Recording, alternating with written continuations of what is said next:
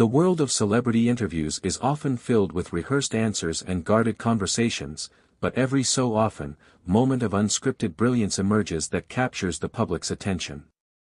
Recently, Kieran Culkin, star of the hit show Succession, delivered such a moment on The Norton Show. In a segment that left the audience in stitches, Culkin poked fun at Prince Harry, humorously portraying himself as royalty, while taking jabs at the Duke of Sussex's increasingly controversial public image.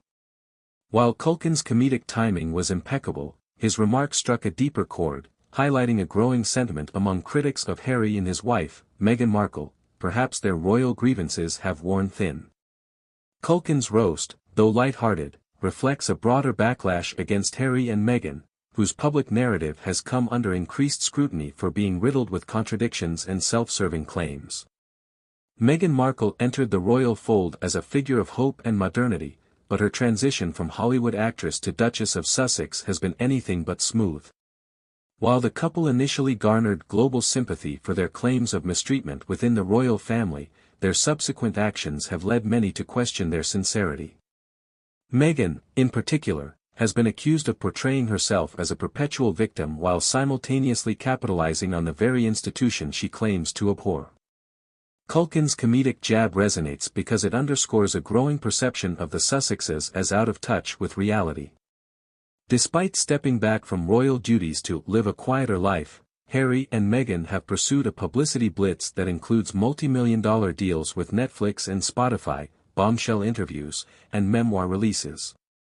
Critics argue that their actions contradict their stated desire for privacy, making their grievances appear less like genuine struggles and more like carefully crafted marketing strategies.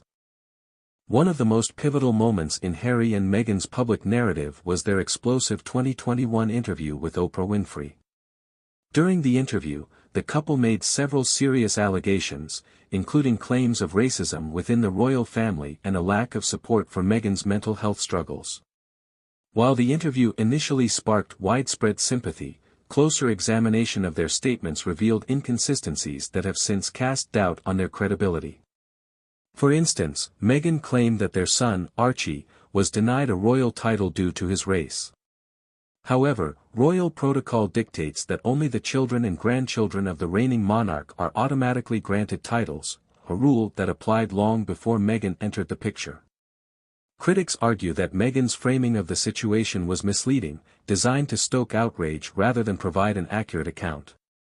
Culkin's playful roast of Harry on The Norton Show served as a reminder of how these inconsistencies have eroded the Sussexes' public image.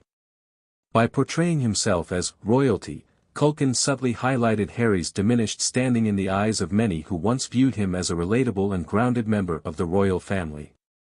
Another point of contention has been Harry and Meghan's Netflix series, Harry and Meghan, which promised to offer an unfiltered look into their lives. Instead, the series was widely criticized for its one-sided narrative and lack of substantive revelations. Viewers noted that much of the content rehashed grievances already aired in previous interviews, leaving little room for new insights or balanced perspectives. The series also raised eyebrows for its use of misleading imagery. For example, clips of paparazzi swarming a courtroom were presented as evidence of the couple's relentless media harassment, only for it to be revealed later that the footage was unrelated to Harry and Meghan. Such missteps have fueled accusations that the couple manipulates public perception to suit their narrative, further damaging their credibility. Culkin's roast tapped into this growing skepticism, using humor to articulate what many have been thinking, that Harry and Meghan's attempts to control their public image often backfire, making them appear disingenuous. In recent months, Meghan has hinted at a potential return to Hollywood, sparking speculation about her motives. While some view this as a natural progression for a former actress, others see it as another example of Meghan leveraging her royal connections for personal gain. Critics argue that Meghan's decision to trademark phrases like, the Duchess of Sussex, for commercial use undermines her claims of wanting to distance herself from royal life. This perceived contradiction is emblematic of the broader criticisms leveled against Meghan, that she wants the privileges of royalty without the responsibilities. By positioning herself as a champion of social justice and female empowerment, Meghan has cultivated a brand that appeals to progressive audiences. However, her actions, such as flying on private jets while advocating for environmental causes, have led to accusations of hypocrisy. Culkin's comedic portrayal of Harry as someone who takes himself too seriously adds another layer to this narrative.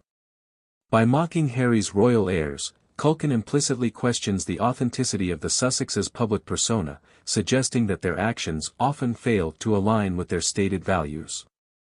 The public's perception of Harry and Meghan has undergone a significant shift in recent years.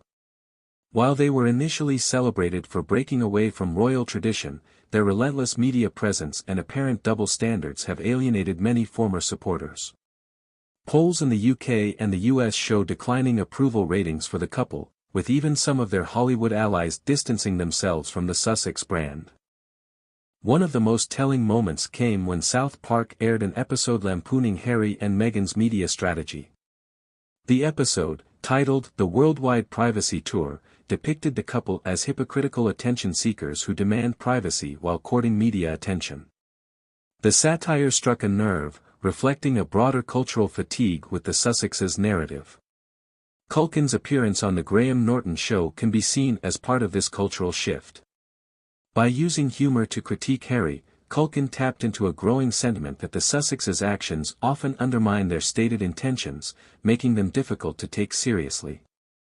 While Harry and Meghan have made a career out of airing their grievances, the royal family has largely opted for silence. This approach, often referred to as never complain, never explain, has frustrated some observers who believe the monarchy should address the Sussexes' allegations head-on.